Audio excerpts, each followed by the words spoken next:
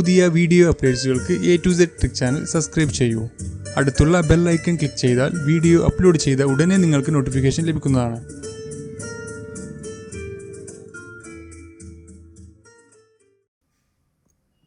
Hi friends, ഇന്നത്തെ video Kannur ജില്ലയിൽ 2014 ചോദിച്ചിട്ടുള്ള മാത്സിലെ ക്വസ്റ്റ്യൻസും അതിൻ്റെ എക്സ്പ്ലനേഷനുമാണ്. അപ്പോൾ നമുക്ക് നോക്കാം കണ്ണൂർ ജില്ലയിൽ ഏതെല്ലാം ക്വസ്റ്റ്യൻസാണ് ചോദിച്ചിട്ടുള്ളതെന്ന്. ഒന്നാമത്തെ ക്വസ്റ്റ്യൻ ആയിരുന്നു, ബാബു 1500 രൂപയ്ക്ക് ഒരു വാച്ച് വാങ്ങി 1320 രൂപയ്ക്ക് വിറ്റത് എങ്കിൽ നഷ്ടം എത്ര ശതമാനമാണ് ചോദിച്ചിട്ടുള്ളത്. ബാബു വാങ്ങിയ വില 1500 രൂപയാണ്, വിറ്റ വില എന്ന് പറഞ്ഞാൽ 1320 രൂപയാണ്.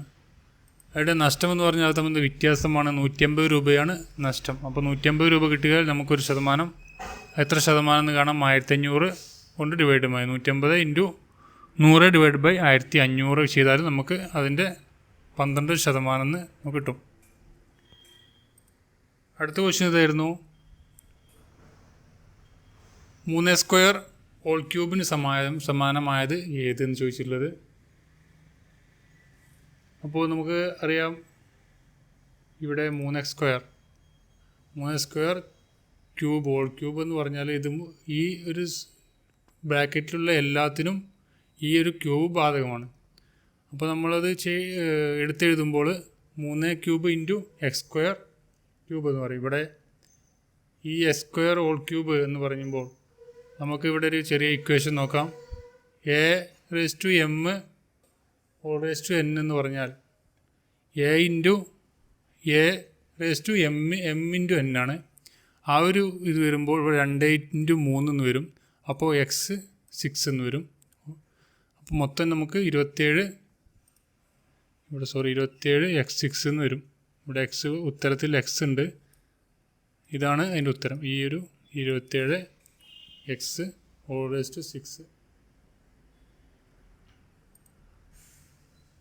അടുത്തത് 2n 256 ആയാൽ 2n+2 എത്ര? ഇവിടെ ഉത്തരത്തിൽ തന്നിട്ടുണ്ട്, ക്വസ്റ്റ്യനിൽ തന്നിട്ടുണ്ട് 2n എന്ന് പറഞ്ഞാൽ 256 ആണ്. അപ്പോൾ 2n എന്ന് പറഞ്ഞാൽ 256 എന്ന് പറഞ്ഞാൽ 8 തവണ 2 കൊണ്ട് ഗുണിച്ചാലാണ് 256 കിട്ടുന്നത്. ഇത് എങ്ങനെ കിട്ടുന്നതെന്ന് അറിയാത്ത പോലെ 256 സ്പ്ലിറ്റ് ചെയ്ത് അത് ഘടകങ്ങളാക്കി നോക്കി. 256 × 2 അങ്ങനെ പോയി 8 തവണ വന്നാലേ 256 ആവുള്ളൂ. അപ്പോൾ n എന്ന് പറയുന്നത് ഇവിടെ 256 ആണ്. അപ്പോൾ ഇവിടെ ചോദിക്കുന്നത് n+2 ആണ്. n+2 എന്ന് പറയുമ്പോൾ 8 + 2 10 എന്ന് വരും. 2 210 എന്ന് പറയുമ്പോൾ 1024 ആണ് ആൻസർ. 1024 ആണ് 210 ആൻസർ. അടുത്ത ക്വസ്റ്റ്യൻ, ഒരു പരീക്ഷയിൽ പാസ്സാകാൻ 50 മാർക്ക് വേണം. ഒരു കുട്ടിക്ക് 172 മാർക്ക് കിട്ടിയപ്പോൾ 28 മാർക്കിൻ്റെ കുറവ് കൊണ്ട് വിജയിച്ചില്ല എങ്കിൽ ആകെ എത്ര മാർക്ക്? ഇവിടെ തന്നിട്ടുണ്ട് ഒരു കുട്ടിക്ക് 172 മാർക്ക് തന്നിട്ടുണ്ട്, 28 മാർക്കിൻ്റെ കുറവാണ്. അത് എന്തിനാണ്? ഈ 50% കുറവ്. അപ്പോൾ 50% എന്ന് പറയുമ്പോൾ 172 + 28 ആയിരിക്കുമല്ലോ. അപ്പോൾ 50% എന്നാൽ 200 ആണ്. ടോട്ടൽ 200. നമുക്ക് കിട്ടിയത് 172 മാർക്കും + 28 മാർക്കും കൂടിയപ്പോൾ നമുക്ക് 50% കിട്ടി. ആ 50% എന്ന് പറയുന്നത് 200 ആണ്. 200 50% ആകുമ്പോൾ 1% കാണാൻ നമുക്ക് ഒരു സംഖ്യയുടെ ആ സംഖ്യ ഇവിടെ അപ്പോൾ 200 ആണ്. 200ൻ്റെ 50 എന്ന് പറയുമ്പോൾ അത് 1%. അതിൻ്റെ അവിടെ ചോദിച്ചിട്ടുള്ളത് ടോട്ടൽ മാർക്കാണ്. ടോട്ടൽ മാർക്ക് എന്ന് പറയുന്നത് 100% × 100 കൊണ്ട് ഗുണിച്ചാൽ നമുക്ക് 400 മാർക്ക്. അതിൻ്റെ ആൻസർ 400 മാർക്ക്. അത് 2000 രൂപ വിലയുള്ള ഒരു സാരി ഒരു കച്ചവടക്കാരൻ 10% വില വർദ്ധിപ്പിച്ചു 10% വില കുറച്ച് വിൽക്കുന്നു എങ്കിൽ സാരിയുടെ ഇപ്പോഴത്തെ വില എന്ത്? ഈ ടൈപ്പ് ക്വസ്റ്റ്യൻസിൽ ഉറപ്പായിട്ടും അദ്ദേഹത്തിന് ആദ്യം കൂട്ടി പിന്നെ കുറച്ച് വെക്കുമ്പോൾ അദ്ദേഹത്തിന് നഷ്ടമാണ് ഉണ്ടാകുക. ആ നഷ്ടത്തിന് ഈ രണ്ടും ഒരേ റേറ്റ് ആണെങ്കിൽ ഒരു ചെറിയൊരു ഇക്വേഷൻ ഉണ്ട്. അത് ഇതാണ്, x / 10 ഹോൾ സ്ക്വയർ ശതമാനമായിരിക്കും അദ്ദേഹത്തിന് നഷ്ടം. അപ്പോൾ നമുക്ക് x എന്ന് പറയുന്നത് ഈ 10 2 തവണ ഉണ്ട്. അപ്പോൾ 10 x എന്ന് പറയുന്നത് 10² / 10² 100 / 100 എന്ന് വരും. അപ്പോൾ 1% അദ്ദേഹത്തിന് നഷ്ടം. അപ്പോൾ 1% നഷ്ടം എന്ന് പറഞ്ഞാൽ അദ്ദേഹം ഈ 2000 നിന്ന് നമുക്ക് 1% കണ്ടാൽ മതി. 2000ൻ്റെ 1% എന്ന് പറയുമ്പോൾ അത് 20 രൂപയാണ്. അപ്പോൾ ഈ 2000 നിന്ന് 20 രൂപ മൈനസ് ചെയ്യുക 1980 രൂപ. ഇപ്പോൾ 20% തന്നിട്ടുള്ള 20% അദ്ദേഹം വില കൂട്ടി, 20% അദ്ദേഹം വില കുറച്ച് എന്ന് പറഞ്ഞാലും ഈ എക്സിന് പകരം നമ്മൾ 20 കൊടുത്താൽ മതി. അപ്പോൾ അതിനനുസരിച്ചുള്ള വാല്യൂ നമുക്ക് കിട്ടും. അപ്പോൾ ഈ ഒരു രണ്ട് വില കൂട്ടി കുറച്ച് വിറ്റു എന്ന് പറയുമ്പോൾ അദ്ദേഹം നഷ്ടം ഉണ്ടാകുക. ഈ നഷ്ട ശതമാനം കാണാനാണ് ഈ ഒരു ഇക്വേഷൻ. അത് രണ്ട് ആണെങ്കിലും ഈ ഒരു ഇപ്പോൾ 50% കൂട്ടി 50% കുറച്ച് വെക്കുക എന്ന് പറഞ്ഞാലും ഏത് ഇതിലും ഈ എക്സിന് പകരം നിങ്ങൾ വാല്യൂ മാറ്റി കൊടുത്താൽ മതി. അടുത്തൊരു സമാന്തര ശ്രേണിയിൽ ആദ്യത്തെ n പദങ്ങളുടെ തുക 2n² + 3 ആയാൽ അതിൻ്റെ രണ്ടാം പദം എന്തെന്ന് ചോദിച്ചിട്ടുള്ളത്. അടുത്ത ആദ്യത്തെ n പദങ്ങളുടെ തുക എന്ന് പറയുന്നത് 2n² + 3 ആണ്. ഒന്നാം പദം എന്ന് പറയുന്നത് ഈ n-ന് പകരം 1 എന്ന് കൊടുത്താൽ മതി. 1² + 3 എന്ന് 5 ആണ്. രണ്ടാം പദം എന്ന് പറയുമ്പോൾ രണ്ട് പദങ്ങളുടെ തുക എന്ന് പറയുമ്പോൾ 2² ആണ്. ഈ n-ന് പകരം 2² കൊടുക്കുക +3 അപ്പോൾ 11 എന്ന് കിട്ടും. നമുക്ക് രണ്ടാം പദം ചോദിച്ചിട്ടുള്ളത് രണ്ടാം പദം എന്ന് പറഞ്ഞാൽ ഒന്നാം പദത്തിൽ നിന്ന് കുറച്ചാൽ മതി. അപ്പോൾ 6 എന്ന് നമുക്ക് ആൻസർ കിട്ടും. ഇവിടെ 2n ആദ്യത്തെ n പദങ്ങളുടെ തുക 2n² + 3 തന്നിട്ടുണ്ട്. ഇപ്പോൾ നമ്മൾ ഒന്നാം പദം കാണാൻ ഈ n-ന് പകരം 1 എന്ന് കൊടുക്കുക, 1² കൊടുക്കുക. അതുപോലെ ആ രണ്ട് പദങ്ങളുടെ തുക എന്ന് പറയുമ്പോൾ ആദ്യത്തെ 3 പദങ്ങളുടെ തുക എന്ന് പറയുമ്പോൾ 3² വരിക. 4 പദങ്ങളുടെ തുക 4². ഇവിടെ n² ആണ്, n പദങ്ങളുടെ തുകയാണ്. അപ്പോൾ ആദ്യത്തെ രണ്ട് പദങ്ങളുടെ തുക എന്ന് പറയുമ്പോൾ n-ന് പകരം 2 കൊടുത്ത് അപ്പോൾ നമുക്ക് 11 കിട്ടി. അപ്പോൾ നമ്മളോട് ചോദിച്ച് രണ്ടാം പദമാണ്. അപ്പോൾ ഈ ഒന്നാം പദം നമ്മൾ കണ്ട് രണ്ട് പദങ്ങളുടെ തുകയും കണ്ട്. അപ്പോൾ അതിന് കുറക്കുമ്പോൾ 11 നിന്ന് 5 കുറച്ച് 6 ആണ് രണ്ടാം പദം എന്നുള്ള ആൻസർ. അടുത്തത് 0.0000312 ഡിവൈഡ് ബൈ 0.13 ഇൻറ്റു 0.2 എത്ര ചോദിച്ചിട്ടുള്ളത് ഡിവൈഡ് ബൈ. അപ്പോൾ നമുക്ക് ആദ്യം ചെയ്യാം ഇതിൻ്റെ ദശാംശങ്ങളൊക്കെ ഒഴിവാക്കിയിട്ട് അംശവും ഛേദവും 1000 കൊണ്ട് ഗുണിച്ചതിൻ്റെ എല്ലാ നമുക്ക് ആൻസർ 0.312 ഡിവൈഡ് ബൈ 26 എന്ന് കിട്ടും. അത് നമുക്ക് ചെയ്യുമ്പോൾ 0.012 ആൻസർ. നമ്മളിങ്ങനെ ഇത്ര പോയിൻ്റ് വരുന്നതൊക്കെ നമുക്ക് 1000 കൊണ്ടോ 100 കൊണ്ടോ 10 കൊണ്ടോ ഗുണിച്ചത് കളയാവുന്നതാണ്. ഇനി ഒരു സൈക്കിളിൽ ചക്രം 10 പ്രാവശ്യം കറങ്ങുമ്പോൾ 32 മീറ്റർ ദൂരം സഞ്ചരിക്കുന്നു എങ്കിൽ 4 കിലോമീറ്റർ ദൂരം സഞ്ചരിക്കുന്നതിന് എത്ര പ്രാവശ്യം കറങ്ങേണ്ടി വരും? ചക്രം 10 പ്രാവശ്യം കറങ്ങുമ്പോൾ 32 മീറ്റർ സഞ്ചരിക്കുന്നു. 32 മീറ്റർ. അപ്പോൾ 1 മീറ്റർ സഞ്ചരിക്കുവാൻ എത്ര കറങ്ങണം എന്ന് ചോദിച്ചാൽ 10 ഡിവൈഡ് ബൈ 32. 1 മീറ്റർ സഞ്ചരിക്കുവാൻ എത്ര ചക്രം എത്ര കറങ്ങണം എന്ന് ചോദിച്ചാൽ അത് 32 10 ബൈ 32. ഇനി 4 കിലോമീറ്റർ 4000 മീറ്റർ സഞ്ചരിക്കുവാൻ ചെയ്യേണ്ടത് നമ്മൾ 4000 ഇൻറ്റു ഈ 10 ബൈ 32 ഗുണിച്ചാൽ മതി. അപ്പോൾ 1250 പ്രാവശ്യം കറങ്ങണം. അത് ആ സൈക്കിളിന് 4000 കിലോമീറ്റർ സഞ്ചരിക്കാൻ. അടുത്ത ക്വസ്റ്റിന് മിനി 5000 രൂപ 20% നിരക്കിൽ അർദ്ധവാർഷികമായി കൂട്ടുപലിശ കണക്കാക്കുന്ന ഒരു ബാങ്കിൽ നിക്ഷേപിച്ചു. 1 വർഷം കഴിഞ്ഞാൽ എത്ര രൂപ തിരികെ ലഭിക്കും? ശ്രദ്ധിക്കേണ്ട കാര്യം അർദ്ധവാർഷികമാണ്. അപ്പോൾ നമുക്ക് നോക്കാം. 1 വർഷത്തിന് മിനിക്ക് ലഭിക്കുന്ന പലിശ നിരക്ക് പറഞ്ഞാൽ ഇവിടെ നമ്മൾ ശ്രദ്ധിക്കേണ്ട കാര്യം 20% നിരക്ക് നമ്മൾ ഈ ഒരു ഇക്വേഷൻ വെച്ച് a + b + a × b divide by 100 എന്ന് ചെയ്യുമ്പോൾ നമ്മൾ സാധാരണ ചെയ്യാറ് 20% ഇവിടെ a എന്ന് പറഞ്ഞു കൊടുക്കൽ, 20 പറഞ്ഞാൽ b എന്ന് പറയും. പക്ഷേ അതിന് പകരം നമുക്ക് അർദ്ധവാർഷികമാണ്. അപ്പോൾ 10%, 20ൻ്റെ ഡിവൈഡ് ബൈ 2 പറഞ്ഞാൽ 10% മാത്രമേ കൊടുക്കാൻ പറ്റൂ.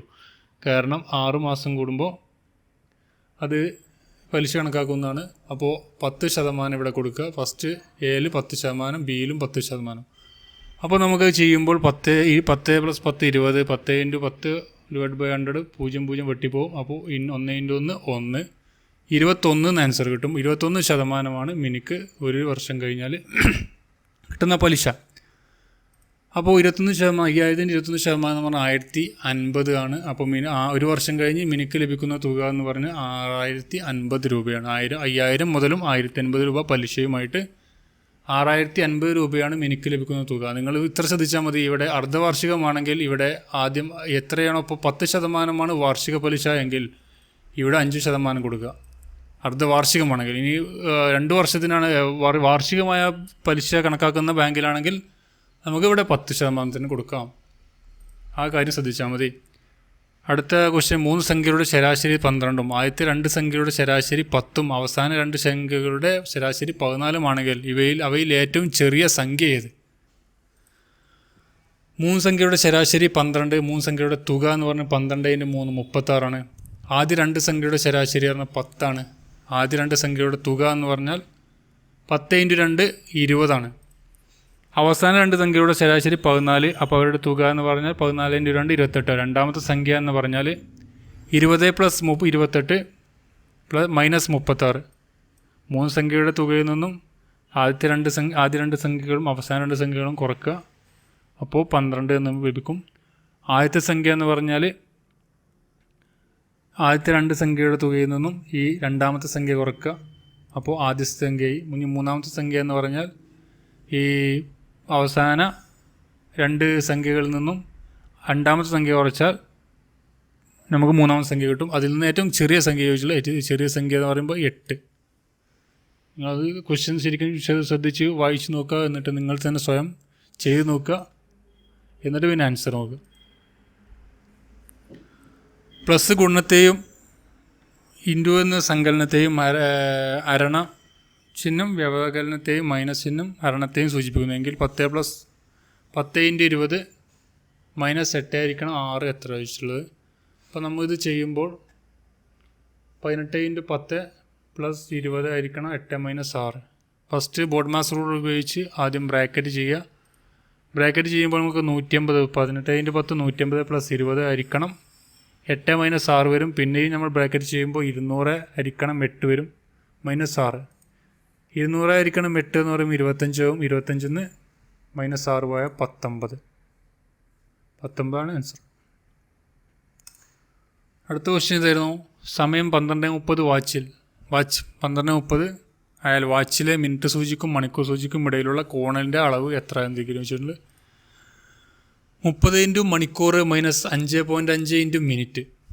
30 × 12 30 മണിക്കൂറാണ്. നമുക്ക് ഈ ഒരു ഇക്വേഷനാണ് നമുക്ക് ഈ ഒരു കോണളവ് കാണാനുള്ള വാച്ചിലെ കോണളവ് കാണാനുള്ള ഇക്വേഷനാണിത്. 30 മണിക്കൂർ കൊണ്ടും 5.5 മിനിറ്റ് കൊണ്ടും ഗുണിച്ചാൽ മതി.